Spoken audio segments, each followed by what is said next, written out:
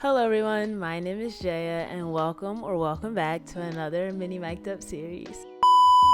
If you're new here, hello, my name is Jaya. I am a professional dancer, I am a dance educator, but I'm also the founder of Jaya, a dancewear brand that's made for everybody. So let's get into today's topic. Today's topic is going to be a story time.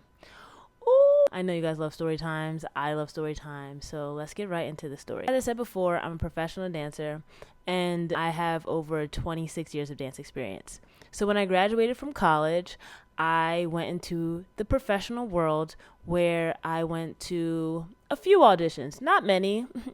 Pat myself on the back. I got booked out of college pretty soon. Before that happened, I had to go to a couple of auditions, and this particular audition was so interesting. So let's get right into the story. I'm probably around the age of 22 because I literally just graduated college that May, and this audition was probably in the summertime, around like June or August, I think. I'm not gonna name the company or the person because I'm gonna be a little shady and they don't need to catch that shade. They don't need it. It's my experience and I get to talk about it. So here I am talking about it. This particular audition was in New York, and at the time I was still living with my parents in New Jersey. My mom and my dad and even my older brother came to New York City because this was my first major audition, and they all came to come and support me, which was so sweet and loving and also a little embarrassing. And my brother and my dad, actually, they stayed outside and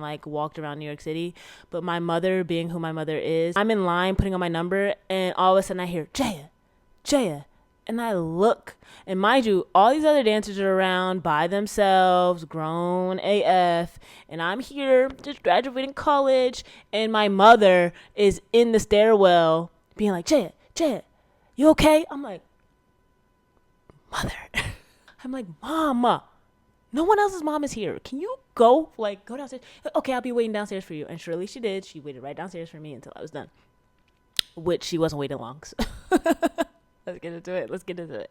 I'm putting my number on because, as you know, when you go to audition, you get your little number, you sign up, or whatever. A choreographer or the founder and owner of this company comes out of so we were in a holding room. Then there's the audition room. They come out of the audition room and everyone gets so excited. I'm sitting here wow, she's here. It's a she, whatever. She's here. And I'm like, wow, this is dope. We're all in a line because obviously we're putting our numbers on and then you get called in. So we're in a line. She starts to hug dancers in this line, certain dancers in this line. That's already not a good sign. If she's doing this open audition for everybody and she's already low-key showing favoritism by hugging some of these dancers, acknowledging their existence, being like, hey, how you doing? Oh my God. All of that was happening in the line. I am just slowly getting discouraged because I'm just you already know this person. So if you already know them, when they audition in front of you, your eyes are going to automatically go to them because it's a familiar face and you know them. I can acknowledge that is actually what happens because I've been on both sides of the tables where I was the person that got to pick people for whatever reason this piece or whatever the case is, and the people I knew I definitely watched more than people that I did not know, unless they caught my eye. Maybe that's not the case for everyone, but I know that's the case for a majority of people. Moving on. So when I saw that, I was like, okay, this is going to be an interesting one. This is a massive audition, okay? They bring us all of us into this room and they teach us the combination. Now, this part was okay. You didn't really see any favoritism or anything like that while we were learning the combination. But I just remember then being split up into groups, and these groups were also massive, okay? I remember doing the phrase and looking at the choreographer and also the people that are on the panel that are also judging. And when I tell you, none of them, so because it's a lot of people, none of them turn their head to the right or left to see the people on the sides. They were only looking at the people in the center. I was in the front stage, right? And when I tell you, I'm dancing and I'm looking at them and no one looked at me one time. Not one time. Like I said, there was a lot of people, so I understand, but it seemed like they already had their mind made up when they're watching this, at least my group, dance. Didn't even look once. That's not common for me, okay? I know that sounds conceited, but when I'm in audition, if I get it or not, I will grab a view, at least one. Like, you know what I mean? Like, someone's gonna watch me dance. None of them watch me dance. My group finishes the phrase, and mind you, like, when I say there's a lot of people, it's like probably like 20 people in this group, okay? We go back out into the holding room, and then the other groups go in, and then they call us all back in, and then they start cutting. The first cut had to be over 50, 60 people. Like, they cut. And the way they cut was, if you didn't hear your number, you knew that you were cut. Also, while I'm here, by the way, like, I'm seeing people that I know, some of my fellow dancers that I may have danced with in high school or in college. Like, I saw someone who, when I was a freshman and they were a senior, this wasn't her first audition for this particular company, this particular choreographer. She kind of knew the reins, I want to say. She kind of knew, like, stand in the center, no matter if you're in the front or back, because she only looks in the center, you know what I mean? Like, she kind of knew some of the stuff that, like, for someone who's their first time like me would not know. So I saw her before I got cut, and then after I got cut, I saw her again, and I was just like, yeah, I got cut. She was like, it's your first audition, like, don't worry about it. She ended up staying, and she was like, yeah, like, don't worry about it, like, this is like my third or fourth one for this particular company, this particular choreographer. This is her third and fourth one, and she didn't get booked yet. And so I'm just like, dang, how many times you got audition for this person before she hires you? And this person is known to, like, not hire a lot of people. Out of all these hundreds, and I'm gonna say hundreds, but like maybe like 120, 150 people,